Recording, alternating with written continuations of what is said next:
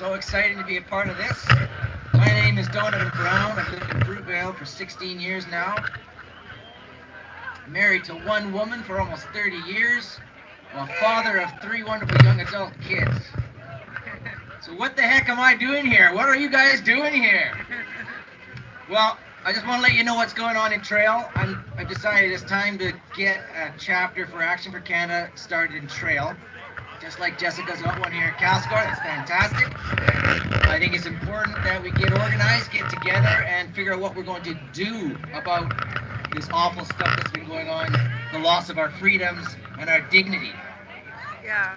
So yes, together I think we can make an impact in our community and push back against these unlawful mandates and decrees. I want to tell you a little story about what happened in 2020. Somebody declared a pandemic. I later found out that my good family friend, she's in her 70s, got COVID. And she, by all statistical rights, should not have survived. She's an old lady. However, she's organic food her whole life. She's a good, healthy body weight, and she survived.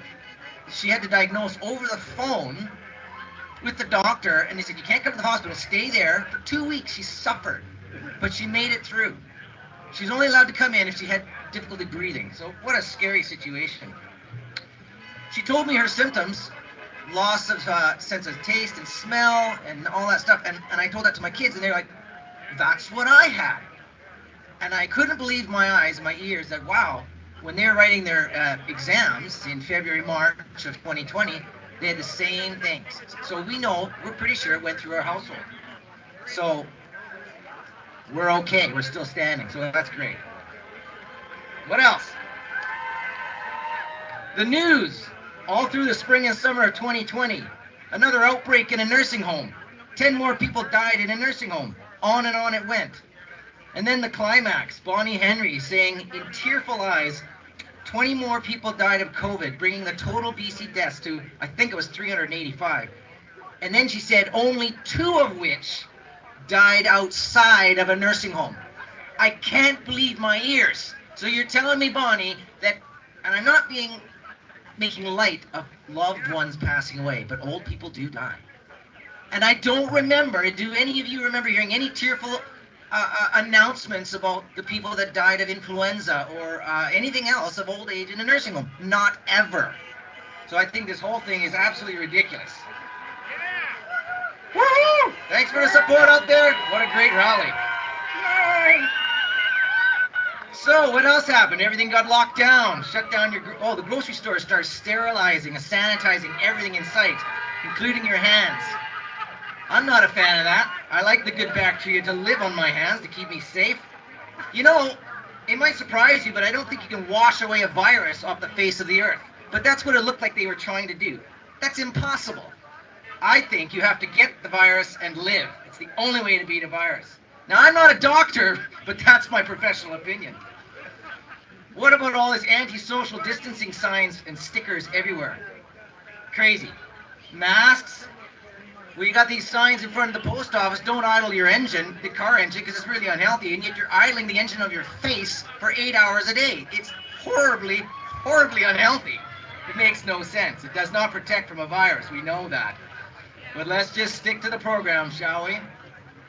Closing playgrounds. Children need to play and eat and taste dirt and build their immune system, not stay and hide from their friends in the houses. That's crazy. Close the beaches, the provincial parks, the hiking trails, and the campgrounds. Absurd. Now this was a, I gotta say, I'm sure you can all relate. When the Vancouver beaches were packed and there were people, gasp, hiking without a mask in the mountains. And good old Justin wagged his fingers and said, enough is enough. Go home and stay home. My blood. Oh my goodness, who do you think you are? So furious. I'm just furious. This is not about our health. It's just not. The air's son. Yeah, I know. So did anyone else find that offensive? Because I sure did. I sure did. What do you say about the unvaxxed people, eh? I know, he Lots won't of hate quit. speech from him. Very good. So, and here's the conversation that went through 2020. COVID did this, COVID did that, COVID restrictions. It's like, no, it's not because of COVID. It's because of the government. that we are suffering and struggling and shut down. It's because of the government that our children lost 3 months of school in their grad year. It's just let's put blame where it belongs. And the day we let unelected government officials determine who's essential and who's not essential, that's when tyranny came to Canada. They have no right to say that Walmart's essential, Costco's essential, but not the hairdresser and not the gyms and not you and not you. You stay home, you don't get to work. Nobody has a right to say who's essential or not. We are all essential. I think we all need to eat. We all need to feed our families. I think that's for sure. Down with administrative law. Yeah, heaven forbid we go to church and sing and spray out the aerosolized virus. I mean, come on, give me a break. Like our But ancestors. yeah, you can certainly go get marijuana and booze at the liquor store. That's really important. That's essential. Anyway, close down the gyms. We don't want everybody getting their exercise. Close down the small businesses. If this was about health, I think they should have shut down the sale of cigarettes immediately. The vaping. Stop poisoning our food supply with white sugar, artificial preservatives, chemical colors, and stabilizers. Build your immune system. This is not about your health. There was not one mention of getting exercise. Not one mention to stay healthy and build your immune system by eating right. Not one mention. The only answer given was the promise of a vaccine. That's the only answer. Well, I'm against that. So let me tell you what's happening at work. Summer of 2021, we heard the federal mandate was announced that all federal employees had to get jabbed or be fired. So I immediately went to my boss and I expressed my concern. I said, listen, this is what's going across Canada. I'm really concerned about this. I am not getting jabbed and you're not firing me. Oh, well, I haven't heard anything about that yet. Yeah, but when you do, and when it comes across your boardroom table, know this. I'm not putting up with it, and we will oppose this. Oh, yeah, okay. Sure enough, a couple months later, where do I work? Just down the hill there. They announced that all corporate offices had to be jabbed.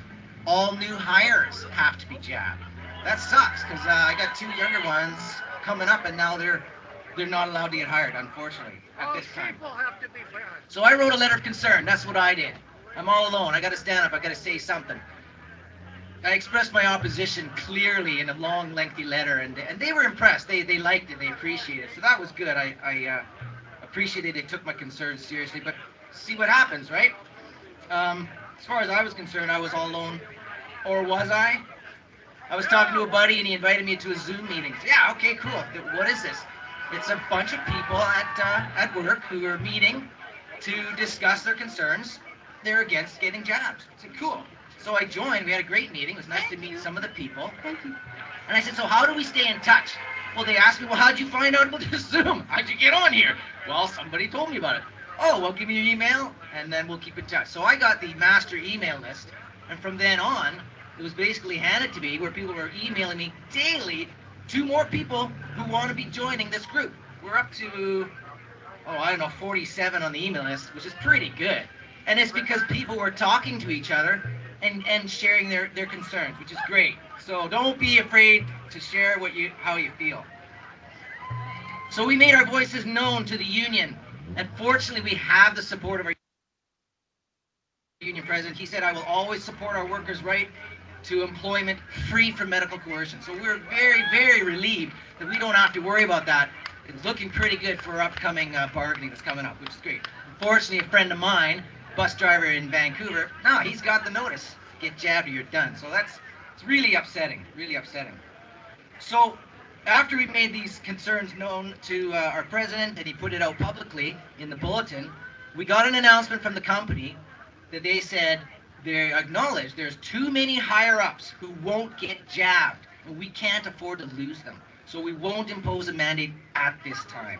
So we had the victory, which is just amazing. I'm really, really grateful. So far, so good. What else? What else is happening in Trail? The gym. You heard Mark talk, and very, very grateful to him. He's been a core part of our community because I tell you, every time you go in there, it's a place of refuge and safety. People are breathing, no mask, getting their exercise, come away from this masks everywhere in the grocery stores, and we just relax and we work out and train. So that's fantastic. So on 2 occasions, I see the police come in. They're harassing Mark.